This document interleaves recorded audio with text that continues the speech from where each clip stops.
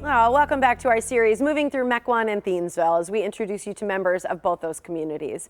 Well, if you've ever wondered about hiring a financial advisor, maybe you worry that it's too late to start working with a professional. Or if you're young, could it be too early? Well, our next guest is here with an answer to that question about timing. Susie Brotz is a financial advisor with Edward Jones. Good morning to you, Susie. Good morning, Tiffany. Thanks for having me. Thanks for joining us. You are, as I mentioned, a financial advisor with Edward Jones. Talk a little bit about if you're currently working, if you're open, what it's like right now for you guys. Yes, thankfully we are open. We've been able to remain open throughout the shutdown and have transitioned fairly seamlessly to all of our meetings, hosting either virtually or on the telephone. So who do you work with? Because I kind of teased it. Are you too Right. old and late? Are you Right. too early and young? It's never too early or too late to get started. I work with young and old. I would say demographically, my client base right now is probably split 40-60, male, female, and the average age is about 50. Again, that being said, I've got some really ambitious young college kids putting away a couple $100s a month, which is going to be great for them going forward.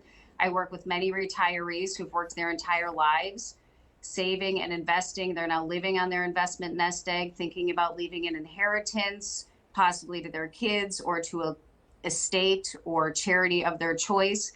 I do work with a lot of women.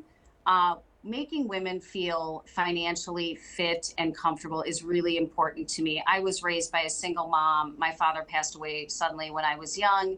My mother found herself in charge of our finances with 3 young kids. And many women, most women at some point in their lives will be in charge of their finances if they're not already. So this is really important to me. They're typically great investors, sometimes just lacking a little bit in confidence.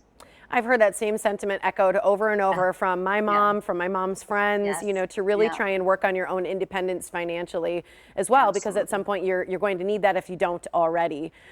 So when you talk about, the types of things that you're helping people with the different ages, what specifically are you helping people do to achieve that financial freedom? Yeah, so I can help with all aspects of saving and investing, whether that is saving for retirement, living in retirement, insurance, legacy, estate planning, et cetera. Here at Edward Jones, we really want to focus on what's important to you, to understand what's important to you. We have an established process and build personalized strategies to help you achieve your goals. And then we partner throughout your life to make sure you're on track to meet those goals. How do people begin it? Because I think sometimes that's the hardest part, right? It's saying, well, maybe I don't have enough to do something with, but I need to start. So again, it's never too late. It's never too early. There are some people that think you need to have hundreds of thousands of dollars to work with a financial advisor. I believe that to be patently false. Anyone and everyone should have one, again, to help you formulate a plan and to keep you on track.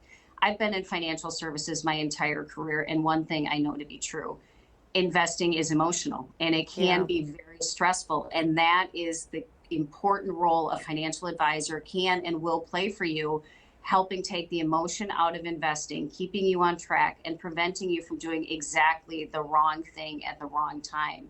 There's a study in our industry that we refer to oftentimes. It's called the Dalbar study, that shows market returns over historical periods. If you look at actual investor returns over those same periods, unfortunately, investors typically achieve only half of what the market returns are. Again, it's very difficult to stay the course when times are turbulent. I read a quote recently that seems appropriate. Vision without action is a daydream. Action without vision is a nightmare. So it's always good to have a plan. It may shift from time to time, and it will, but you want to have a plan. I think that's so smart. And I love what you said, because money is so emotional for so many of us. Yes. And so to have someone who kind of sees it a bit more as a science and for the numbers that Right. it is truly helpful. So is that the key when you're talking about navigating a market pullback, is to have somebody like you to say, this is the time to move it, or this is the time to keep it steady?